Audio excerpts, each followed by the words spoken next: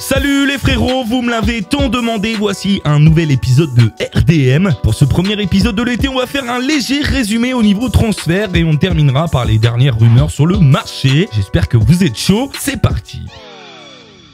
On commence donc par les plus gros transferts qui ont été officialisés depuis le début du mercato. Et petite particularité, celle de Kylian Mbappé en haut de ce classement. En effet, le champion du monde avec les Bleus, il y a pas loin de 2 semaines, avait été recruté par le PSG l'été dernier, prêt avec option d'achat. Cette option a donc été validée durant cette période du mercato. Voilà pourquoi il se retrouve premier. Deuxième, la star Cristiano Ronaldo qui a quitté le Real Madrid pour la Juve pour un montant de 100 millions d'euros. C'est le transfert qui a fait le plus de bruit, il a même concurrencé la Coupe du Monde en termes d'infos purement footballistiques. Troisième, Thomas Lemar, transfert qui a eu lieu aussi pendant la Coupe du Monde. L'ancien monégasque a donc quitté la principauté pour retrouver Griezmann et Hernandez du côté de l'Atlético. Son transfert est estimé à 70 millions d'euros. Riyad Mahrez est quant à lui quatrième, le joueur de 27 ans a quitté Leicester pour Manchester City pour un montant de 67 millions d'euros. Transfert qui aurait pu avoir lieu l'été dernier si le joueur formé au Havre n'avait pas été bloqué par son club.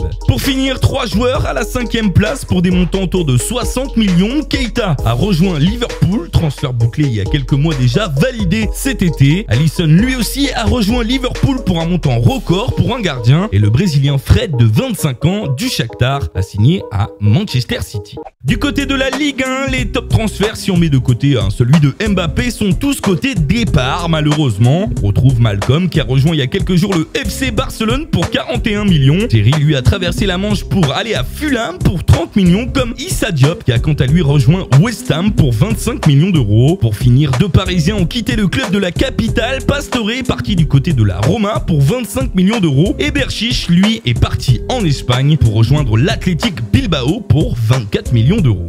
Si on résume rapidement le marché des transferts des 5 grands championnats européens, c'est la Première Ligue et la Serie A qui ont dépensé le plus d'argent, qui prouvent la montée en puissance du championnat italien. La Ligue 1 est le championnat qui a le moins dépensé et qui a eu le plus de revenus dû au transfert, qui fait du championnat de France le seul des 5 championnats majeurs à avoir une balance positive entre dépenses et revenus.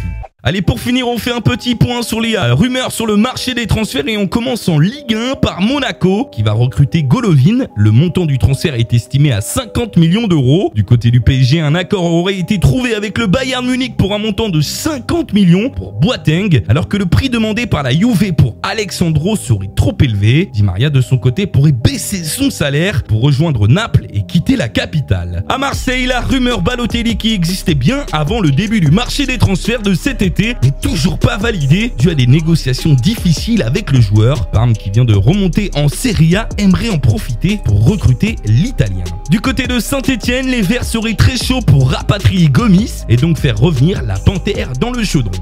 À l'étranger, Hazard attire toujours autant les convoitises, du Real et du Barça notamment, et Chelsea va en profiter en élevant toujours un peu plus le prix estimé du Belge. On est actuellement aux alentours des 200 millions, mais les Blues pourraient perdre rapidement Courtois qui se rapproche de plus en plus du Real Madrid. Pour finir, on part en Italie où la Juventus pourrait finalement pas être intéressée par un retour de Bonucci, alors que la Roma s'intéresse à Nzonzi qui intéresse aussi le FC Barcelone au cas où le dossier Rabiot pour les Catalans n'aboutit pas. Voilà les frérots, l'épisode spécial reprise est terminé, j'espère qu'il vous a plu. N'hésitez pas à mettre un petit like et à vous abonner si ce n'est pas encore fait. N'hésitez pas non plus à me follow sur Twitter. On se retrouve dimanche pour un nouvel épisode. Tchuss.